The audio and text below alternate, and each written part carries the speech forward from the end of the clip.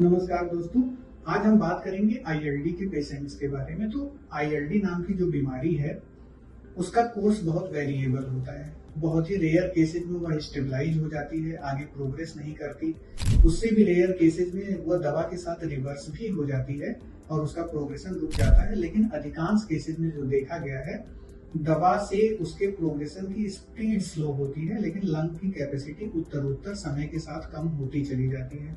तो इसलिए यह बहुत इंपॉर्टेंट है कि हम इन पेशेंट्स को मॉनिटर करें कि उनके लंग के फंक्शन में कोई सिग्निफिकेंट गिरावट हो रही है कि नहीं हो रही है। उस हिसाब से अपनी थेरेपी को टेलर करें, और अगर गिरावट हो रही है तो किस रफ्तार से हो रही है। अगर बहुत ज्यादा तीव्र गति से किसी के लंग की कैपेसिटी गिरावट हो रही है, तो अगर हमें समय से इस बात का पता चलता है तो पेशेंट को लंग ट्रांसप्लांट इत्यादि के लिए एनलिस्ट किया जा सकता है। तो मॉनिटरिंग के लिए सबसे पहले इंपॉर्टेंट होते हैं कि पेशेंट के सिम्टम्स कैसे हैं।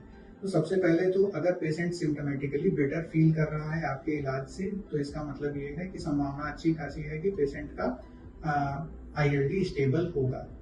दूसरी बात आती है कि अगर पेशेंट सिम्टोमेटिकली ठीक भी है, तब भी रेगुलर इंटरवल्स पे लंग फंक्शन टेस्ट पीएफटी, जिसके बारे में हमने पिछले वीडियो में बात की है, पीएफटी डीएलसीओ, ये दोनों टेस्ट कम से कम करके, और अगर बॉडी प्लेथिस्मोग्राफी की सुविधा है तो बॉडी प्लेथिस्मोग्राफी करके उसके लंग फंक्शन को असेस किया जाना चाहिए।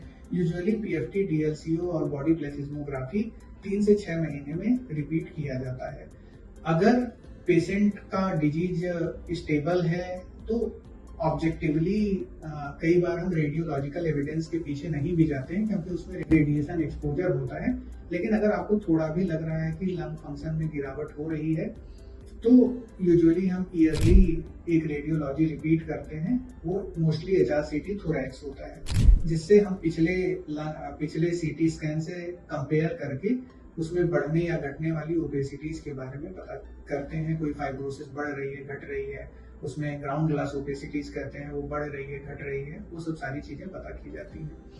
तो इस तरह से जो मेन मॉडलिटीज होती हैं, एक तो सिम्टोमेटिक, दूसरा लंग फंक्शन, और तीसरा रेडियोलॉजी होती है। इसके अलावा एक बहुत ही अच्छा ऑब्जेक्टिव टेस्ट है जो पेशेंट के सिम्टम्स और उसकी कैपेसिटी को रिप्रेजेंट करता है, जिसको 6 मिनट वॉक टेस्ट कहते हैं।